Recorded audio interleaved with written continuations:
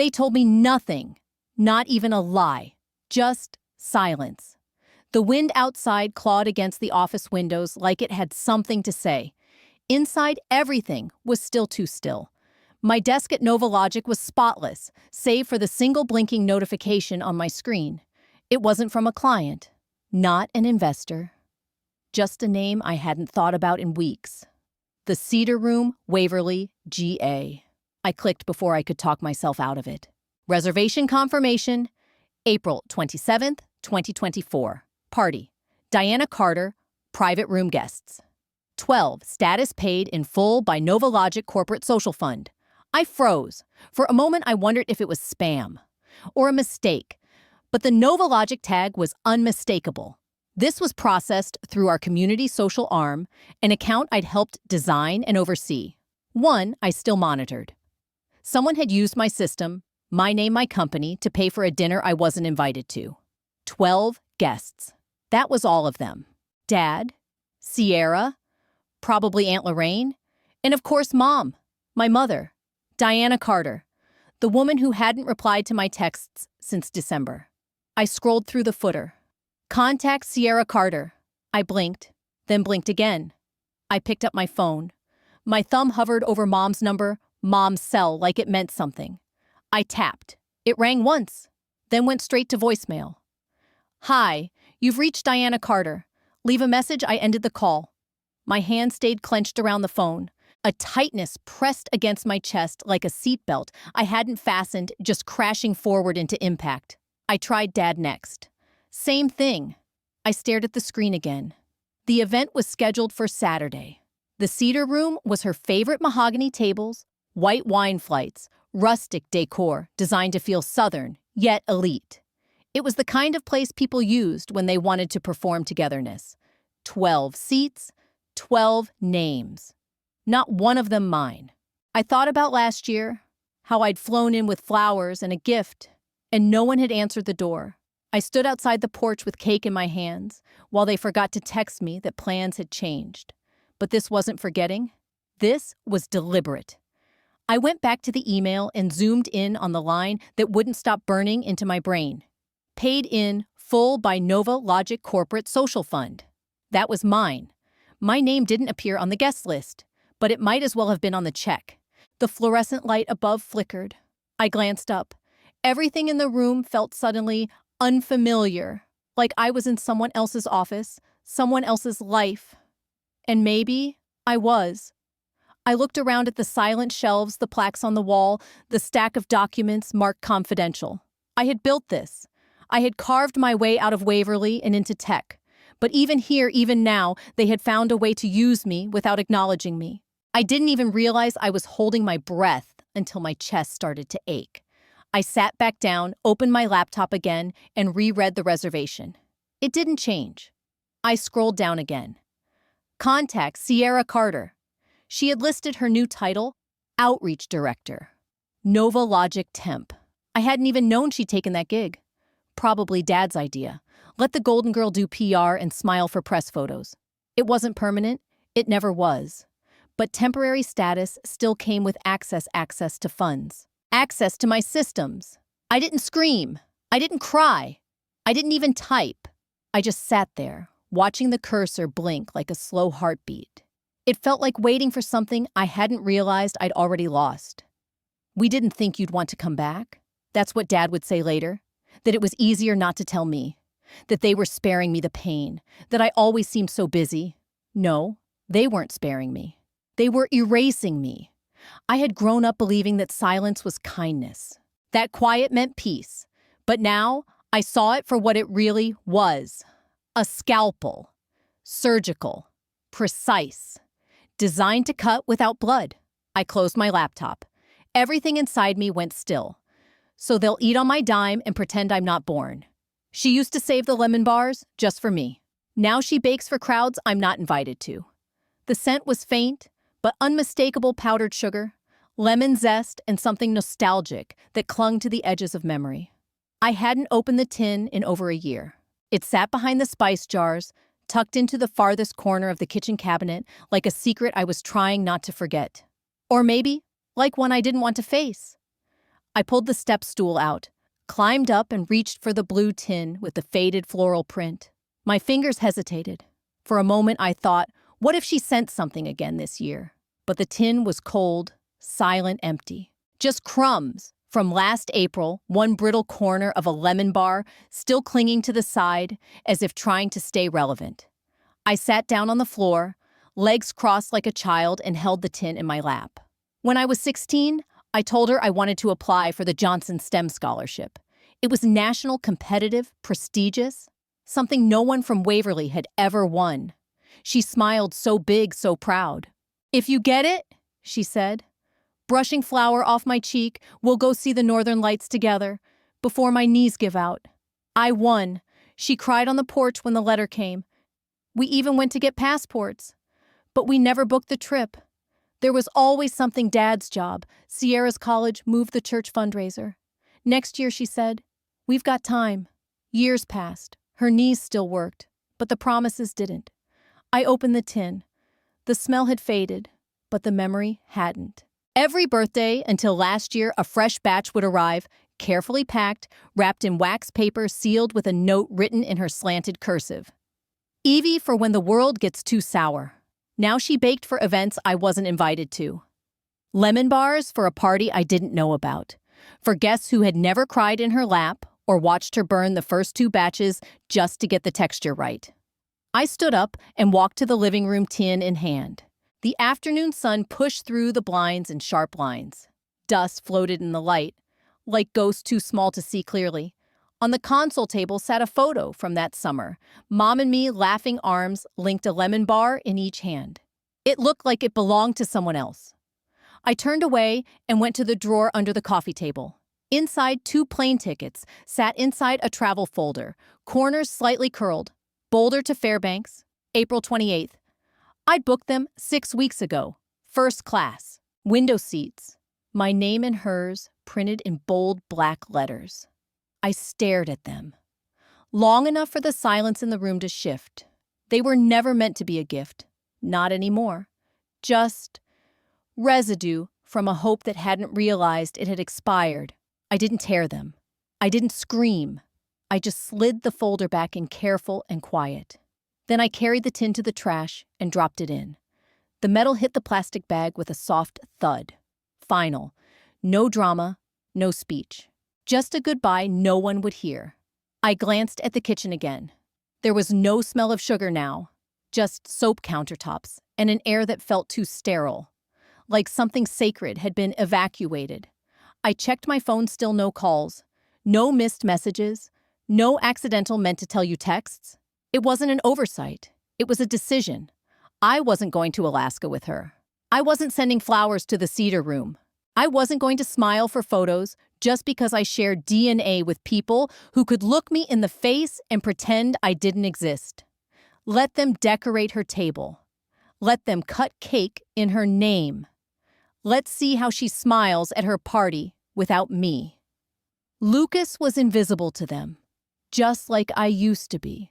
The room smelled faintly of soldered wires and old takeout. Sunlight stretched long and golden across the concrete floor, catching in coils of Ethernet cables and bouncing off the steel legs of the drafting tables. A small whiteboard stood propped at the front of the room, covered in marker scrawl and diagrams that only made sense to the half-dozen engineers slouched in their chairs. I stood in the corner, not speaking. Most people in this building didn't know I was the CEO. That was intentional. I preferred it that way. Nova Logic thrived on anonymity from the outside in. I watched them work, listened when they thought no one important was listening. Today, I was just Evelyn from strategy. Lucas Grant adjusted his wire-rimmed glasses, ran a hand through his thick brown hair, and looked to the whiteboard with the kind of intensity you don't see often outside of doctoral defenses or very expensive courtrooms.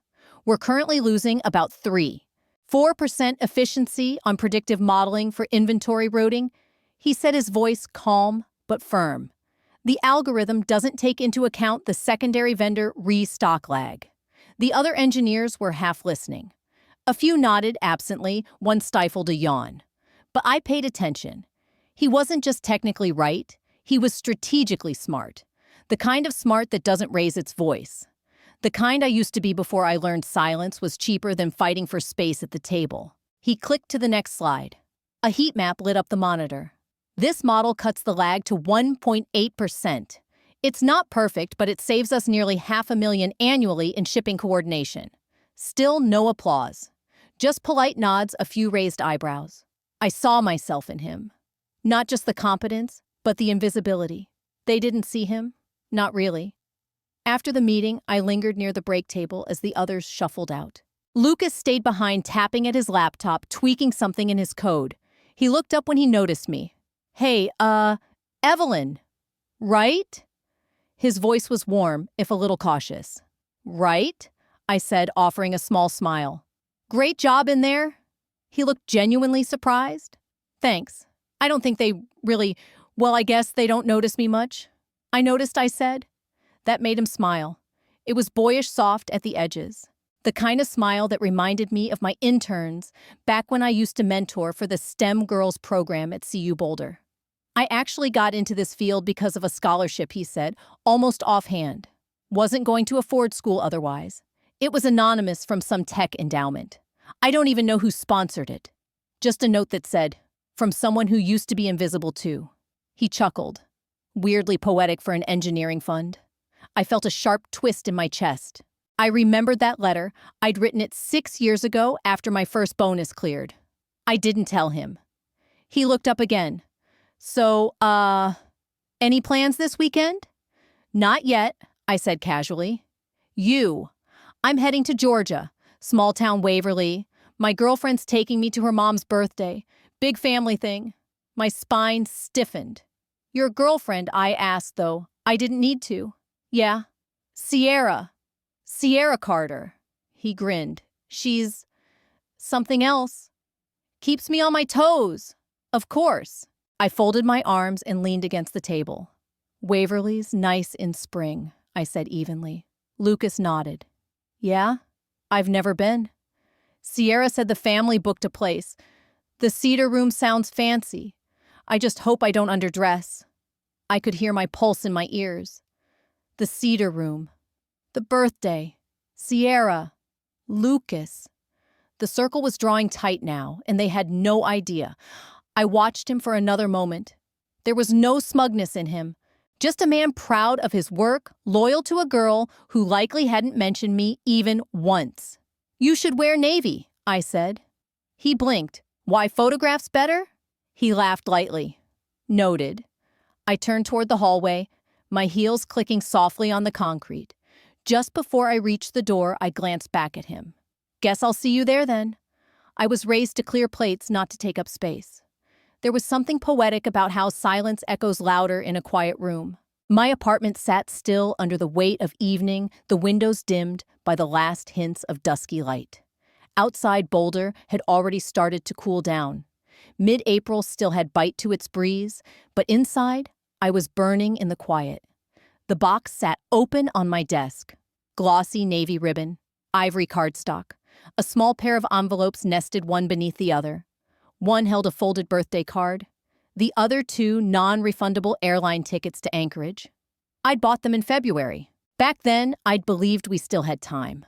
Mom had mentioned Alaska 3 times in her last voicemail from Christmas. Before my knees give out, I want to see the Northern Lights. I remembered how her voice softened on that line. I remembered thinking, maybe, just maybe this year could be different. And then came April. And the email I wasn't meant to see. I took a breath and reached for my laptop. NovaLogic's internal grant management portal wasn't exactly user-friendly, but I knew where to look. I pulled up the CSR ledger, the one detailing community sponsorships for Q2. There it was.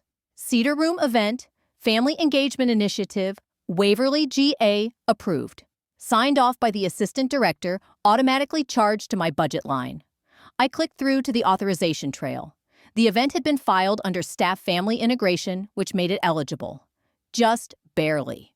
But I'd seen enough shady backdoor sponsorships to know this one was legal and deliberate. There was even a note contact Sierra Carter. Of course. I could have stopped there. Could have written a formal protest. Made noise pulled rank. But I'd learned something over the years. Noise doesn't rattle people who expect you to scream. What unsettles them, what changes the room is presence. Unannounced, undeniable presence. I closed the portal and turned to my closet. I didn't own many dresses that still fit the small-town Southern Code conservative, but sharp. I chose a deep emerald green wrap dress the color of pine needles after rain. Strong, not showy. Understated power. Then I reached for the box. Inside, I tucked the folded card. The airline ticket's departure May 2nd, return May 6th. Just a brief window to see the aurora. I didn't know if Mom's knees could handle the cold anymore. But that wasn't my concern now. This wasn't about gifting her a trip. It was about leaving behind a reminder, one they couldn't erase, delete, or reframe. I added a handwritten note, one last gift before the light fades. I sealed the box with care, wrapped it in soft tissue paper, then closed the lid with the navy ribbon pulled taut. Then I opened a new email. The cursor blinked at me, steady and waiting. Subject confirmation, donor representative attendance. To CSR Events, anovalogic.org, CC Internal. Events, cedarroomwaverly.com. Body, confirming presence on behalf of donor as listed in CSR file number 20241GA. I will arrive by 6:15 p.m. Evelyn Carter. I hit send without rereading. I sat back and stared at the box again. My breath caught not because I was nervous, but because I knew this mattered. For once, I wasn't asking to be seen. I was planning to show up before they had time to hide me again. I reached for my purse and tucked the box inside, careful not to crease the envelope. The sky had gone darker now, the windows just black squares, reflecting my face back at me. I didn't look away. Let's give them a memory they can't edit. They laughed when I walked in, but not when I didn't walk out. From the street, the Cedar Room looked like a dream, lit from within strings of golden light wrapped around iron pillars, faint jazz curling through the revolving doors like perfume. The kind of place they used to say was too fancy for us. I stood still a moment longer before stepping inside. The hostess glanced up, smiled politely, and checked her iPad. You must be with the Carter party. The sponsor. Sponsor. The word felt like armor. As I was led to the private dining room, the air thickened with aged wine and delicate contempt. I saw their backs, first Sierra in a form-hugging green dress, Frank in a tailored navy suit, Diana with her hair swept into a soft bun that made her look younger than she was willing to admit. Laughter bounced around the room like glass marbles. Someone told a joke I'd never get the chance to hear. Then the hostess stepped aside. Chairs scraped. Conversations froze mid-sentence. Forks paused in mid-air. Frank's jaw tightened first. What is she doing here? Sierra's voice was hushed, but not enough. The manager walked in behind me, clipboard in hand. Good evening, everyone. Ms. Evelyn Carter is the listed donor for tonight's event. Novologic's corporate social fund arranged the venue catering and decorations. It took everything in me not to smirk. I scanned the table. Every seat taken except one. The name card read, "No show." Someone had labeled me before I arrived. I took the seat slowly, unwrapping my scarf like it was a flag. No one said welcome. No one toasted. Lucas blinked twice before sitting down again. He didn't say a word, but his eyes darted between me and Sierra. The lines forming between his brows said enough. Diana stared at the box in the center of the table. I had wrapped it in deep blue paper tied with a silver ribbon. A small tag read, "One last gift before the light fades." She didn't touch it. I unfolded my napkin with practiced care, ignoring the stares. "Let's begin," Frank said tightly. Dinner was served filet mignon with truffle mashed potatoes, asparagus laid like art. The kind of meal Sierra would have posted 3 angles of on Instagram.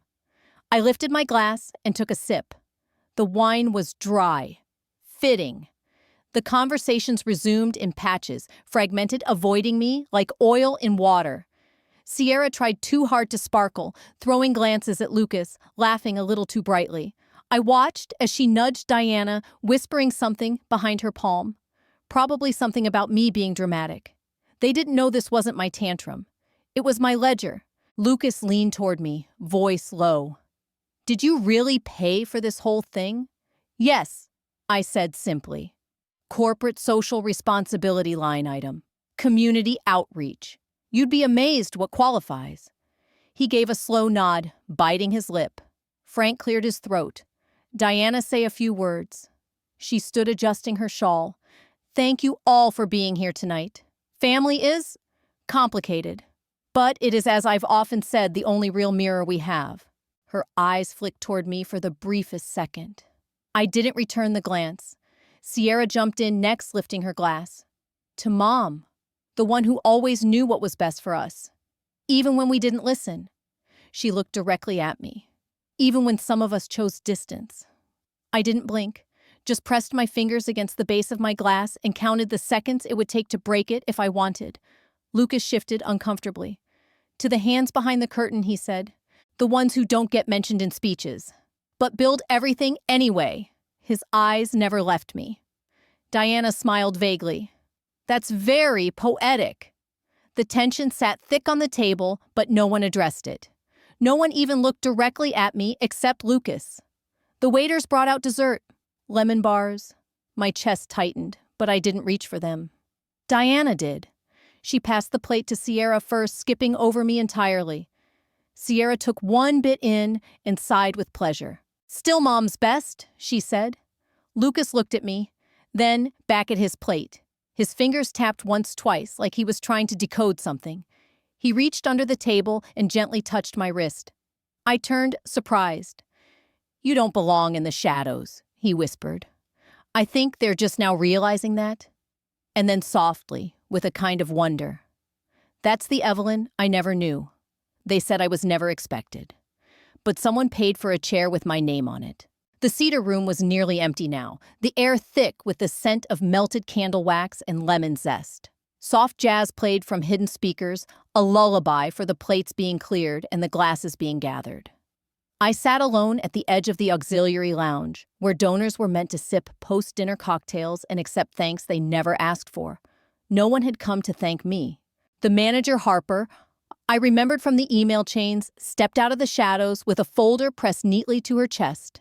Ms. Carter, she said, stopping just short of a smile. I just wanted to say, on behalf of our entire staff, thank you. This was the most elegant evening we've hosted this quarter. I nodded once. You're welcome. She opened the folder and slid a form onto the table before me. Here's a copy of the contract as requested. Everything processed through the NovaLogic CSR fund, just like you specified. The original agreement was finalized back in February. I scanned the paper out of habit. The details were familiar. My signature was nowhere visible, and yet everything bore my fingerprints. Venue, menu, staff gratuity, even the gluten-free lemon bars added last minute. I had crafted this illusion of generosity quietly, long before I learned I wasn't even on the guest list. Harper hesitated. I hope you received the sponsor's gift bag. The kitchen insisted on packaging extra desserts. I did, I said, nodding toward a white box beside me tied with gold ribbon. I hadn't opened it yet. She gave a polite bow and disappeared into the kitchen. Silence reclaimed the room. I leaned back into the velvet armchair and let my gaze wander. The walls were covered with photos from past events. Mayors, donors, and families captured mid-laughter under chandeliers. One frame caught my eye. A family of 4. Diana, Frank, Sierra, and me, except I was barely in it. My face obscured behind a vase or blurred in motion. It looked accidental at first, but I remembered that night too well. I hadn't been meant to be in the photo at all. I stood and wandered toward the main corridor, careful to stay in the shadows. Through a glass panel in the hallway, I spotted 2 figures just beyond the valet stand, Sierra and Lucas. She leaned into him, giggling as she reached for his coat lapel. He brushed something from her cheek and smiled. For a moment, he looked peaceful, like none of this had touched him. Neither of them knew I was there. I pressed my palm flat against the cool glass, as if it could absorb the sting. They had erased me from the table, but I had funded the feast. They had forgotten my name, but it was embossed in every invoice. They had not expected me to show up because they didn't think I was watching. But I had always been watching. A young hostess passed me in the hall holding a clipboard. She paused when she recognized me. "You're the one who funded this," she asked softly. "I am." "Thank you," she said. "This was the nicest event we've had in months. My mom works back of house. She said everyone was treated with respect." I blinked. The unexpected gratitude warmed something bitter inside me. "Tell her she's welcome. Tell her it mattered." She smiled and vanished into the kitchen. I walked back into the lounge, picked up the dessert box, and opened the lid. Inside were 2 lemon bars, placed delicately next to a card handwritten by one of the servers, "For the woman who made this night possible." I didn't eat them. Instead, I walked to the same chair I had taken during dinner and sat again just to feel the velvet cushion, still shaped by me, still present. I imagined my mother's eyes grazing over this seat without recognition. I imagined Sierra wondering why there had been an extra name card that didn't make sense. Let them guess. Let them squirm over the receipts, the donor acknowledgments, the photos that would soon surface with me just slightly in frame. The next event wouldn't be so polite. I looked once more through the glass as Sierra and Lucas disappeared into the night. Next time, I whispered, they'll see who really signs the checks. There's sweetness in memory, and bitterness in what it becomes. By the time the sun began folding behind the trees in Waverly, my hands were coated in powdered sugar lemon, zest, and silence. The rented kitchenette smelled faintly of childhood, a scent I hadn't summoned in years.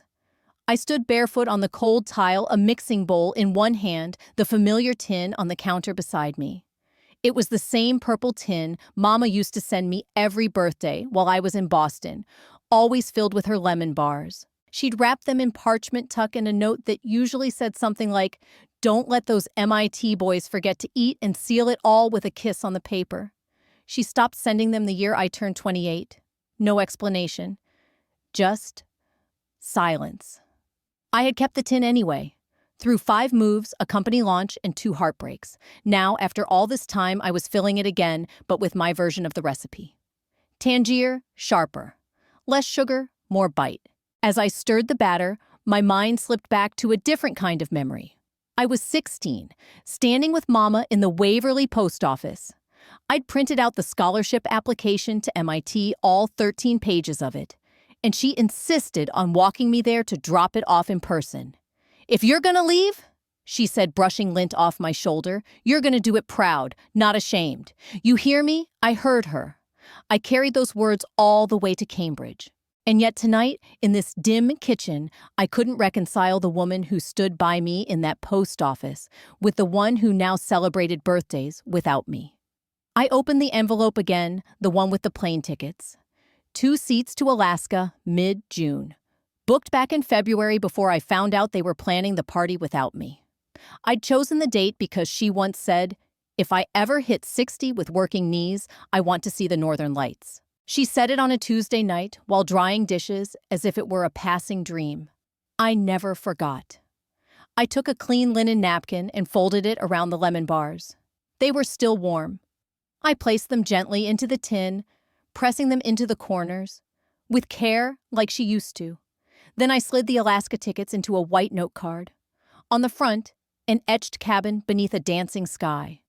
On the inside, I wrote just one line. "You said you wanted to see the lights. It's still not too late." No name, no scolding, just an invitation. I boxed the tin and the card together in a package no larger than a purse. Then, from the cupboard, I found the golden envelope I'd ordered weeks ago for this exact moment. I addressed it. Not to her house, I wasn't that sentimental, but to the Cedar Room care of the event manager. Delivered to Diana Carter.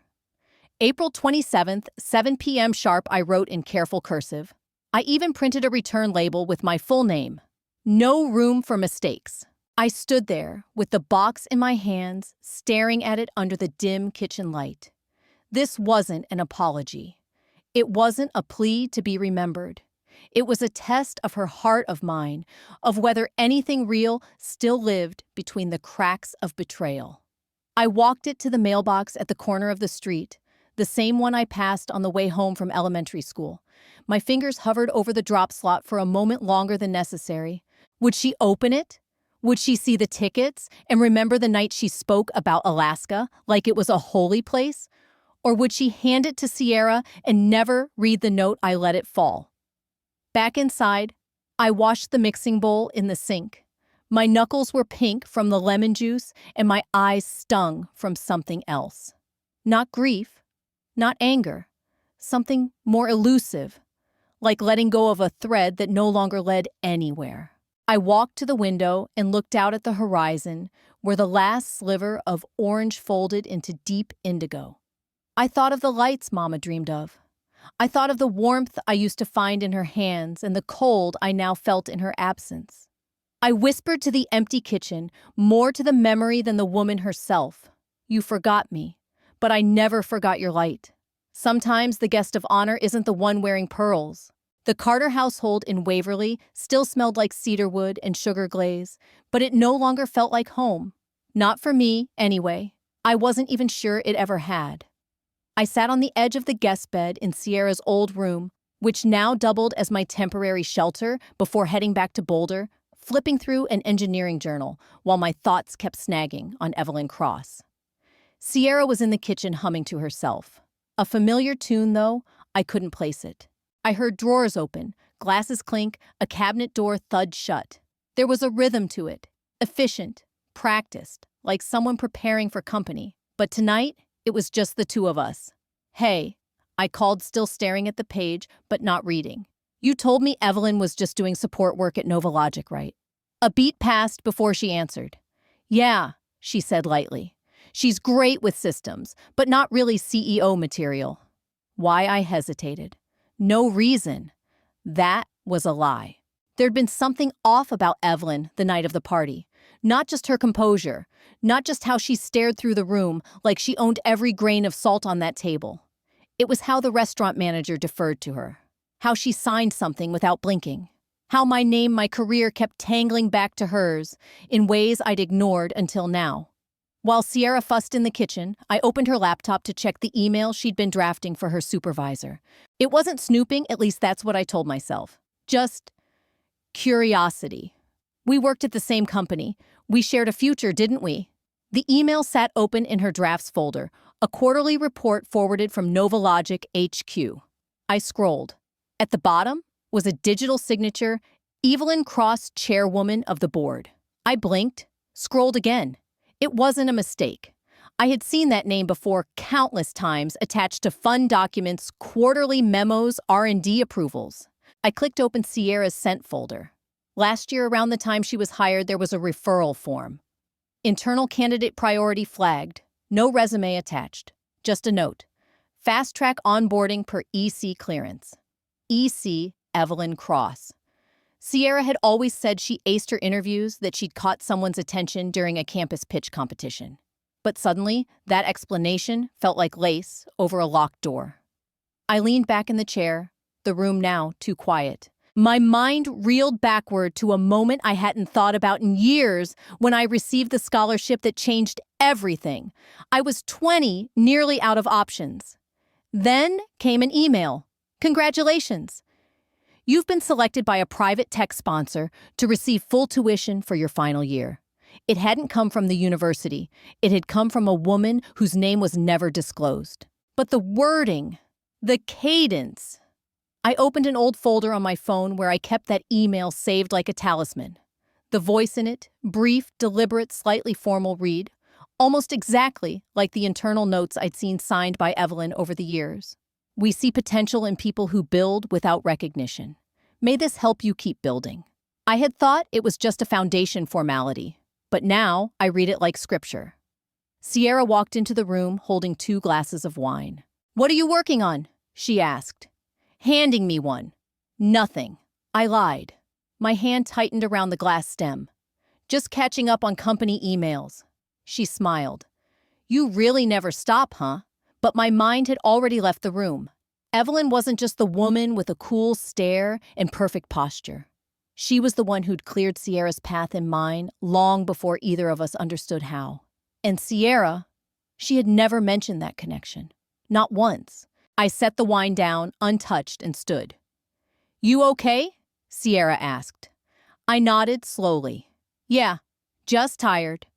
But as I lay on that guest bed, eyes fixed on the ceiling, my thoughts raced. Sierra had kept something from me. Evelyn had given without ever asking for credit.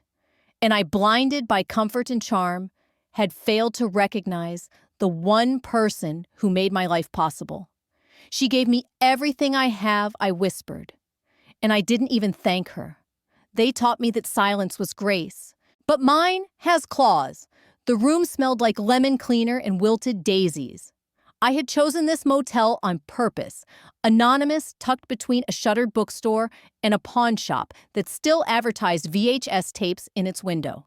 The wallpaper peeled just slightly at the seams, and the air conditioner growled like it hated the job.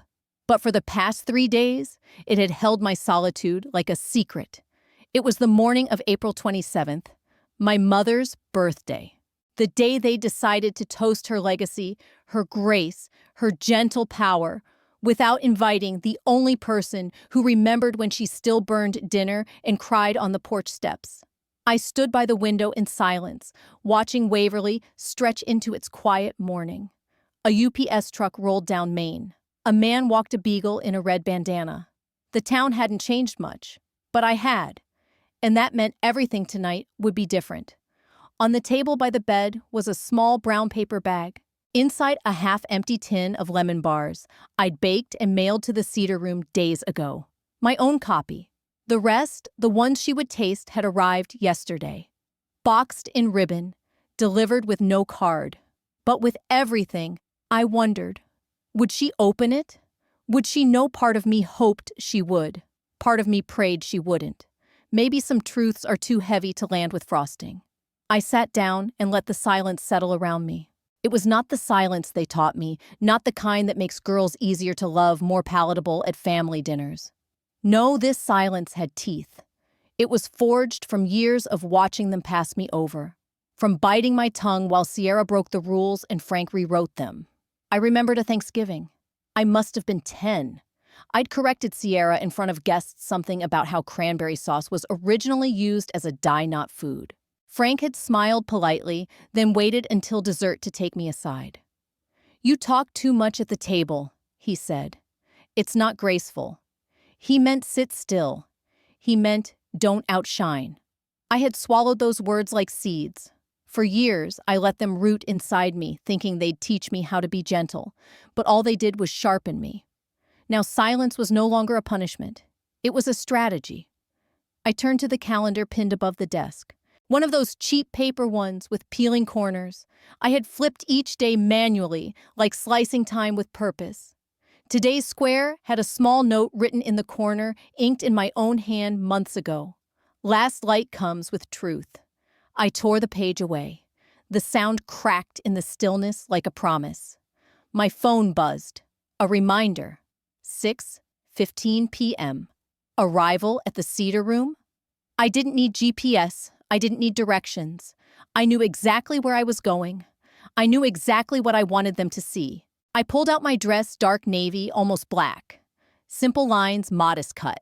The kind that makes people question whether it was expensive or just well chosen. I placed it carefully on the bed, smoothed it with one hand, then sat back down. In my mind, I rehearsed nothing. I didn't need speeches. I wouldn't argue or cry or demand space. I would take it, quietly, entirely. I poured myself coffee, bitter burnt, perfect. I drank it slowly, the mug warming my hands. Every second ticked forward like a countdown. I could already see their faces, surprise, confusion, denial. But this time, no one would be able to speak over the truth I carried. The facts were already arranged like crystal stemware. I didn't need revenge. I didn't want noise. I just wanted presence. Unedited, unignored, unapologetic. No need to shout when the facts speak louder. They laughed when I arrived. They didn't laugh when he stood up. The Cedar Room glowed like it was trying to impersonate warmth. Dim amber lights, cream linens, folded into perfect triangles, wine glasses, catching the gleam of chandelier fire. I walked in at exactly 7:00 p.m., heels quiet against the carpet, heart far louder in my chest. The room didn't hush all at once. It deflated like air, leaving a tired balloon. Conversation slowed to uncertainty. Glasses lowered. Sierra spotted me first. Her expression shifted from annoyance to panic in 2 seconds flat. "What is she doing here?" she whispered sharply. Not sharp enough. I didn't answer. Didn't need to. I moved to the only empty seat left at the long family table, strategically placed far from the cake next to the wall where the servers would pass. A chair not meant for celebration. Not even a courtesy. Just a vacancy. A vacancy they assumed would stay that way. Frank's face clouded. He began to rise, gesturing toward the restaurant staff. But the manager was already approaching, not with alarm, but with deference. "Ms. Carter," he said to me, voice respectful, "would you like your gift presented?" Now Frank froze, mid-motion. "Yes," I replied. "Now is perfect." He turned and gestured to a young staffer waiting near the kitchen doors. She walked forward with a small brown box in her hands. No ribbon, no card, just simple craft paper folded neatly. She placed it gently beside Diana's place setting. Diana blinked. She looked at the box as if it had grown teeth. Her fingers hovered over it, hesitant. Then slowly, she opened the top flap. Inside, nestled in wax paper, were lemon bars. Not the mass-produced kind from the bakery. These were homemade edges, uneven powdered sugar, faintly melted from the still warm crust. Her recipe. My hands. Below the lemon bars, folded in half, lay 2 crisp airline tickets. Anchorage, Alaska. July departure. First class. For a few seconds, the entire table seemed to breathe in sync. Then, silence. Diana's hand fell away from the box as though it had burned her. She didn't say a word. And then Lucas stood up. He didn't raise his voice or his glass. No dramatic tapping of silverware. He just stood tall, quiet, clear. "I think something needs to be said," he began. Sierra stiffened beside him. "That woman," he continued, pointing gently toward me, "is my CEO." A gasp came from someone near the end of the table. Someone else muttered, "What Lucas didn't blink. She built NovaLogic from scratch. She's the reason I got a scholarship. She's the reason I work in tech. And tonight, she's the reason we're all sitting in this room." All eyes turned to me, not in confusion now, but disbelief. Realization. Sierra's breath caught. Frank's lips parted, words failing him for once. He made a second attempt to stand. But the restaurant manager was faster. "Sir," he said flatly, "I'm going to have to ask you to remain seated. Ms. Carter is the primary sponsor and event holder for tonight. Everything has been arranged under her authorization." Frank sat down, like gravity had doubled. Sierra bolted up from her chair, her heels scraping against the floor. "Excuse me," she hissed, then turned and fled down the side hallway, past the kitchen, out of sight. No one followed her. Lucas remained standing for another beat. Then he sat down beside me, silent, solid, present. Across the table, Diana was still staring at the lemon bars, her face unreadable. "I didn't know," Lucas said softly to me, not loud enough for the rest of the room, but just enough for those who mattered. "I know," I replied. And I meant it. The room began to murmur again, but the tone had changed. It wasn't laughter anymore. It was tension, curiosity. The sound of people recalculating everything they thought they knew. For once, I didn't shrink under their attention. I didn't wrap myself in apologies or offer them space to dismiss me. And for the first time, I didn't flinch when they left the room. It was never about the box. It was about whether she remembered the promise inside.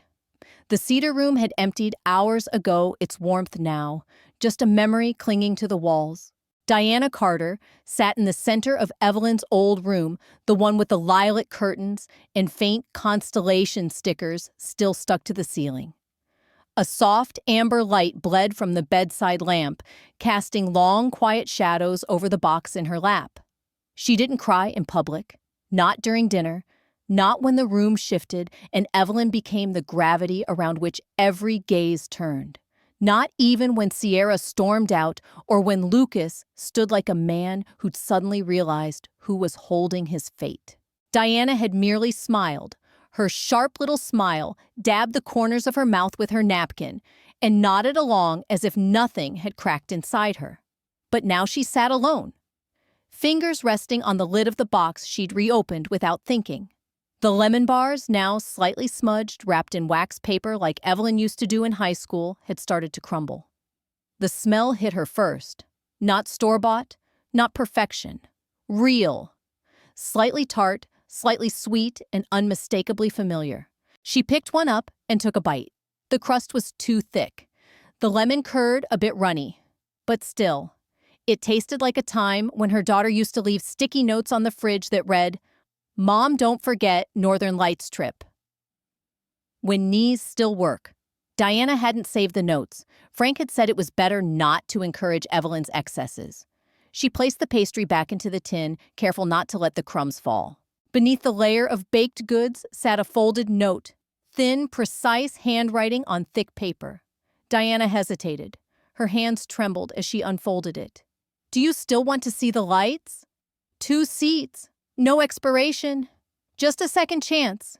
She didn't expect the breath that caught in her chest, the cold flush behind her eyes. She read it again and again as if the words would change, turn into something colder, something she could dismiss. Diana let the paper drop into her lap. Her mind wandered back to 2004, Evelyn's senior year. She had gotten into MIT. There was a graduation ceremony full of speeches and applause. Diana hadn't gone. Frank had booked a last-minute cabin trip, and Sierra had just gotten over the flu. Evelyn had taken the bus alone in a white dress she bought herself, wearing heels that blistered. They never spoke about it afterward. Silence had always been the Carter family's preferred form of communication.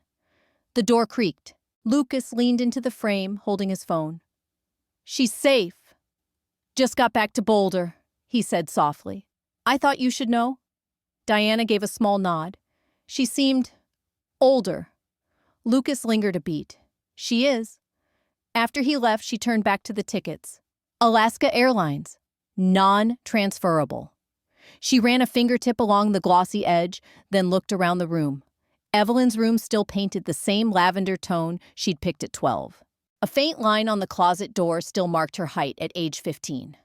The last mark. Diana closed the box slowly, not harshly, not with finality. Just gently. Downstairs, her phone buzzed. An unread email from Lucas. Subject, read the gift message. She cried, "I think," she remembered. Diana didn't reply. She walked to the window. The porch light flickered on as motion triggered it. She stared out into the quiet Georgia night, wondering how many miles Evelyn had driven just to sit in silence across a table of people who refused to see her. She returned to the bed, the box cradled in her arms. She placed it on the nightstand, untouched now, though its contents still hummed. Evelyn reads the silence louder than any yes. They tried to erase me from their stories, so I rewrote the ending. The glass walls of the Novalogic boardroom shimmered in the mid-morning sun high above downtown Boulder. May had brought a crisp brightness that made every corner of the city seem more honest. I liked that. I wanted clarity. Today, cold, irrefutable clarity. 12 chairs lined the table. Only one was empty. Mine. I let them wait. When I finally stepped in, Lucas was already standing shoulders squared, like someone who'd made a decision during a long, silent drive. He didn't speak, but when our eyes met, I saw something new in him: readiness. Behind him, the board members murmured greetings, unsure of my mood. I nodded once and sat. "Let's begin," I said. "We're not here to vote. This is a declaration." I placed the folder gently in front of me, heavy leather-bound and worn at the edges like something that had survived fire. Exhibit A, I said, sliding the top document into the center. The original Intellectual Property Clause. Drafted March 3rd, 2016 and notarized April 2nd of the same year. The corporate counsel leaned forward. I saw his eyebrows twitch as he scanned the signature block. All patents code frameworks and proprietary models created between 2016 and 2020 were filed under my personal ownership, I said. Not Novalogic, not Novalogic Parent Holdings. Just Evelyn Carter, sole creator and signatory. I let the silence stretch. One of the advisors, an older woman who'd once told me I was a brilliant back-end ghost, blinked twice. But Frank Carter was listed. I tapped the second sheet, only as honorary co-founder. No voting rights, no intellectual claim. The documents were filed separately to prevent misuse on legal advice, I might add. Lucas handed out printed copies of the full IP audit. We've triple confirmed every entry, he said. Her name is on all of it. The lawyer spoke next. It means I interrupted any appearance of shared legacy was ornamental. My father had no legal stake in what he paraded as his own. The room tightened. I stood walking slowly to the display screen. A single line glowed at the top. Carter Light Fund. Launch briefing. I'm reallocating 10% of quarterly revenue to this fund, I said. For innovators overlooked, silenced, or told to wait their turn. People like the girl I used to be, and the ones like Lucas, who almost disappeared into the background. Lucas didn't look away. He just gave me the smallest nod, the kind you make when the fire inside is still hot, but no longer wild. A board member cleared his throat. Will this impact the legacy brand? I turned to the wall where the plaque used to hang, Frank Carter, visionary and co-founder. I'd had it removed that morning. There's no legacy in theft, I said. There's only record. And mine is finally accurate. The lawyer blinked again, slower this time. Would you like us to update the corporate footer? Yes, I said. Effective immediately. Lucas pulled out his phone. Already done. I smiled, not out of malice, not from spite, but because for the first time in over a decade, the version of the story that mattered, my story, stood upright, unshaking, and publicly acknowledged. I remembered the first time Frank had introduced me to a room full of investors. He'd said, "This is Evelyn. She's great with data models. Let her talk if things get too technical." And then he talked for 37 uninterrupted minutes. Back then, I thought that's how all girls in tech were treated. Now I knew better. And more importantly, now they would too. I leaned back and looked at the footer on the screen, clean, sleek, and simple. Nova Logic, founded and led by Evelyn Carter. And I didn't feel guilty watching him disappear from the footer of my legacy. They sent another invitation. This time, I didn't laugh. I didn't cry. I declined. The subject line blinked at the corner of my screen like an old wound reopening. Subject Waverly Family Summer Dinner. RSVP requested. For a moment, I just stared. I was sitting in conference room B at Novalogic sunlight, spilling through the tall windows, warming the mahogany table. Across from me sat a girl in a navy blazer, 3 sizes too big. Her name was Kaylee, and she had just won the Carter Light Scholarship. She was 18 from a small school in rural Alabama and had worked night shifts at a truck stop for 2 years just to pay for community college. I didn't want her to see my face twist, so I smiled instead. The email stayed unopened. There was no curiosity this time. No what if, or maybe they've changed. Just another event, another meal where they could pretend to be generous with borrowed legacy. Your story? Kaylee was saying, fumbling with the pages of her notes. It gave me hope, like, maybe quiet girls can lead companies too. I let her words settle like balm over the old ache.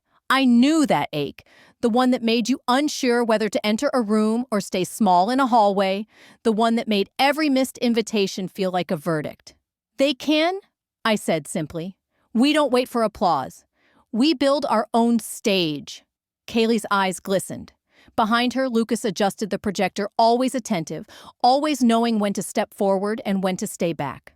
Another ping. This time, a calendar reminder for a virtual alumni panel next Tuesday. My days were full now of people who saw me even before they knew my title. Lucas passed me a note under the table. You sure you don't want to go? He didn't write which event. He didn't have to. I shook my head lightly, tore the note in half, and tossed it into the paper bin. There's no seat I want at that table, I said, voice quiet but firm. It's not mine. That table, the one with polished silver and sparkling cider with name cards that never bore mine, wasn't my stage anymore. I'd spent too many years trying to earn a place among people who looked through me. Now I sat where voices mattered, where eyes met mine without needing to check for approval first. The dinner would happen, and maybe someone would remember to mention my name like a distant cousin. Maybe not. I wouldn't know. I wouldn't check. Instead, I stood, nodded at Kaylee to begin her speech, and waited as she stumbled through the opening line with a nervous grin. She'd get there. She already had. Lucas leaned toward me, whispering, "You really sure I looked at him, this engineer-turned-confidant who once didn't even know who funded his dreams?" "I'm sure," I replied. "The seat I want isn't at their table. It's at mine now," I whispered. "And it's full." My name was missing from the card. But now it lights up a building. A white ribbon stretched across the steel and glass entrance like a final thread waiting to be cut. A camera drone hovered above the midday Colorado sun, bouncing off its sleek shell, capturing every angle of the brand new building with its clean lines and mirrored windows. Behind me, the press gathered like a tide. Microphones lifted notepads out, all waiting for the one sound they'd never heard attached to my name: applause. I glanced once at the silver plaque bolted beside the doors. The lettering shimmered. Evelyn Carter, Institute for Applied Futures. It was bold, permanent, impossible to erase. Lucas stood beside me, clipboard in hand, tie slightly crooked. "Ready?" I looked up at the name again. "My name. I've been ready for years," I said, and took the ceremonial scissors. The ribbon gave way with a clean snap. Cameras clicked, cheers rose, and somewhere in the back, a young girl with curly hair clapped with such earnest joy. I almost forgot this moment had once been a dream I dared not say aloud. Inside, the space smelled of new paint and ambition. Interactive displays detailed upcoming projects ranging from environmental modeling to equitable data access. A glass wall bore the names of early funders, but one line stood alone at the top: founder and visionary, Evelyn Carter. A reporter leaned in as the crowd buzzed behind us. "Evelyn, how do you feel finally being seen after all these years?" I didn't need to think. "I didn't wait to be seen," I said, steady. "I built where I could be." It wasn't a line rehearsed. It was truth, uncompromised, unyielding, and mine. Lucas chuckled softly beside me. "You might want to trademark that," he whispered. "You're head of impact now," I replied. "Go make it a headline." Outside, a live stream broadcast the event across local and national channels. In Waverly, Georgia, a television screen flickered inside a quiet kitchen. Diana sat alone, elbows resting on the oak table, lemon tea cooling beside her untouched. She didn't know how long she had been watching. Maybe since the ribbon, maybe since the first syllable of her daughter's name echoed across the lobby. Carter. Not hidden at the bottom of an invitation, not scribbled on the back of a shared bill, but carved in glass and steel, unwavering. On screen, Evelyn smiled, not for anyone in particular, but as if something inside her had finally quietly clicked into place. Across the room, Sierra paused mid-step, a coffee mug in hand. She said nothing, just stood there, eyes fixed on the screen. Diana noticed her, but didn't speak. For once, there was nothing to defend, nothing to deny. Just the fact that the name they'd tried to unwrite had become the name they now couldn't ignore. She didn't cry, but her fingers curled tightly around the cup's handle as if anchoring herself. Back in Boulder, the crowd began to thin. I stood in the doorway, watching young minds explore the exhibits. One girl stopped to stare up at the founder plaque, her eyes wide. I caught her gaze. She smiled. I smiled back. Outside, the building cast a long, bright shadow, my shadow finally visible. And for the first time, she didn't look away. They excluded me from the trip. I excluded them from my future. The gravel crunched softly beneath my boots as I stepped onto the old cabin porch. April's last light poured across the worn floorboards, turning every speck of dust into gold. A yellow bulb flickered overhead, humming gently. Warm against the fading dusk, I reached up and twisted it fully on. No one told me to turn it off this time. The cabin smelled the same. Pine, rain-soaked wood, and the faintest trace of tobacco from the old chair that still sat crooked near the fireplace. I hadn't been back here since before the scholarships, the patents, the ceremonies. Since before I knew what it meant to reclaim your name in a room that pretended you had none. Lucas was behind the lens, quiet as ever, framing the final shot for the scholarship video. I'd asked him to keep the camera rolling, not for flair, not for press, but because some moments deserve to be witnessed. I pulled the envelope from my coat pocket. Faded ink. My name, not Evelyn, but the one I was born with, written in the slow, careful script of someone who had time but didn't waste it. My grandfather's hand. The chair creaked as I sat. I held the letter like it was something fragile. And in a way, it was. Not paper, but closure. Dear Light, it began. You're not what they made you.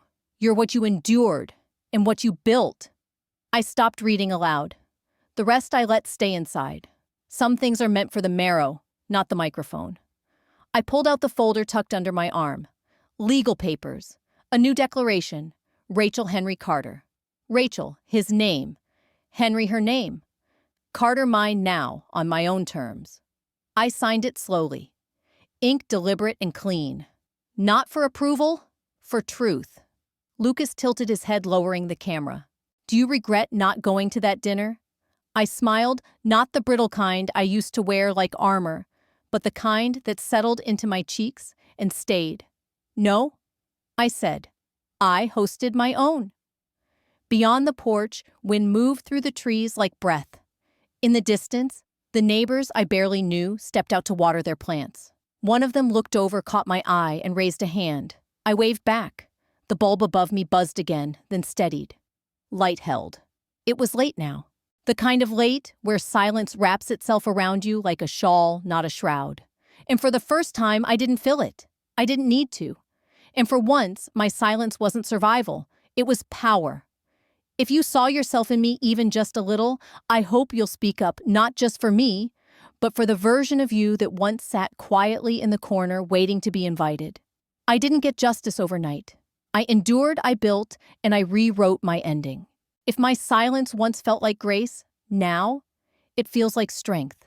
Leave a comment if you've ever been left out. Share if you've ever taken back your place without raising your voice. And above all, remember you don't need their permission to exist fully. Build your own porch. Turn on your own light.